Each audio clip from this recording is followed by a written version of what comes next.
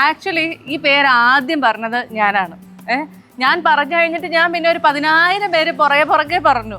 പക്ഷെ ആ ആദ്യം പറഞ്ഞ പേര് തന്നെ ജീവൻ ഇങ്ങനെ കടിച്ചു തൂങ്ങി കിടക്കുകയായിരുന്നു. ബാക്കി വന്ന ഒത്തിരി ആൾക്കാർ ഈ പേരൊന്ന് മാറ്റി പിടിക്കാന്ന് പറഞ്ഞപ്പോഴൊന്നും ജീവൻ ഇങ്ങനെ നിന്റെ ഫ്രണ്ട്സ് അല്ലേ പറഞ്ഞത്, ലോക്കൽസിന് ഇഷ്ടപ്പെട്ടില്ലെങ്കിൽ കുഴപ്പമില്ല എന്നും പറഞ്ഞുകൊണ്ട് ഈ പേര് മാറ്റൂല എന്ന് വാശി പിടിച്ചോണ്ടിരുന്ന ആളാണ്.